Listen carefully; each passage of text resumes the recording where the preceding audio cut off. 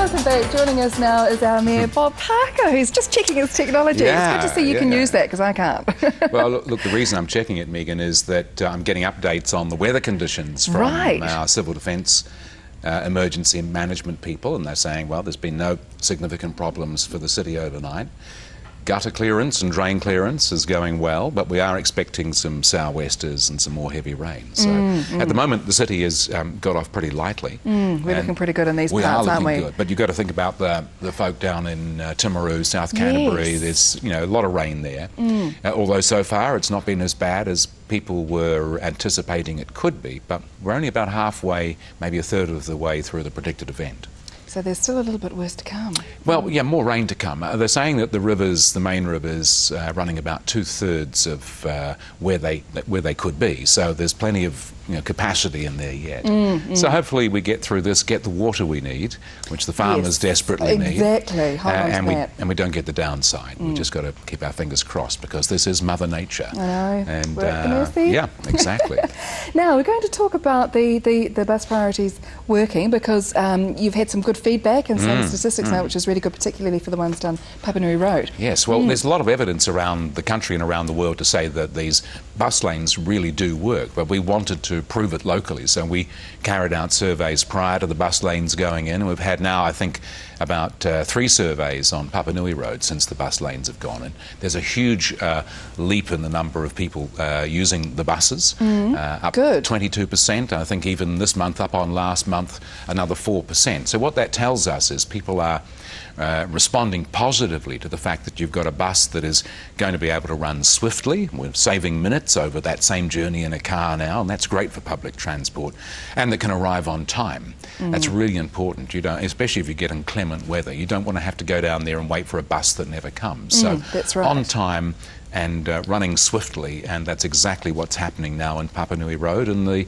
customers, the travelling public, are responding. Good, that's really good news. It is good and we news. seem to be knowing what to do with these lanes as well when we're driving too, so that's all good. Good clear signage and things. People were pretty worried, because they're not like just a straight, consistent lane, and there was a bit of dodging around to make everybody comfortable in businesses and to satisfy the safety requirements. So, but people have adapted very quickly.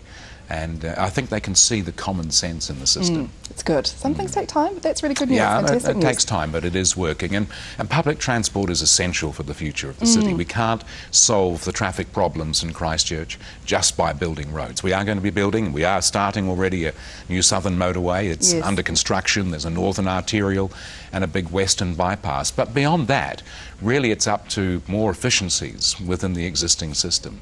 Okay. Now, Becca Heritage Week, that comes up still a wee way away, but important to let people know. Yeah, that's in October, and why it's important for people to know now is that this year, the Becca Heritage Week, and Council puts a lot of money into that, and then Becca is sponsoring it with us, is being broadened to include Waimakariri and Selwyn. So it's about us all celebrating the built heritage, and in some cases that's individual buildings or clusters of buildings or some sort of event, and we're saying to people, check out the council website. There is going to be funding available for your community event, and we want to spread it wider than just Christchurch. We have some funding through the Greater Christchurch Urban Development Strategy. So extra funding has come in. Now let's recognise that the story of Christchurch isn't just in the city, it's equally around the surrounding areas. That's great news. It'll be great event, actually. Now, speaking of news, Hillary Clinton has been in the news recently with a possible trip to Christchurch. That's right. Well, there is some talk of her coming out to a special forum. It's the United States-New Zealand Partnership Forum, and that's got 100 of the biggest movers and shakers from the US and New Zealand, both from government, from business, and from also people involved in special particular areas. And they come out and they network. And the opportunity to sit down with our innovators, with our business people, with people from our community, with a very high-ranked US delegation is fantastic. And that'll be in February of next year. We were competing with Auckland for that. So it's quite a coup for us to get it. Very good, isn't it? And yes, indeed, there has been some rumours that Hillary Clinton may actually come to that, which would be fantastic for the city. Wouldn't it be amazing? I know. Yeah. Remember when Bill Clinton? That's right. came? I mean, that was such a huge event, and he loved Christchurch too. Well, it puts us on the global map. I mean, we will get a lot of news coverage anyway, which is great for tourism, great for business. But if Hillary Clinton comes down, it's like the world paparazzi descends as well. Watching Christchurch it on show. could be a great story for the city. Very good. Thank you so much, Amir Bob Parker. Lovely to have a chat with you, and we'll catch up with you again next month. Nice to be here. Thank you.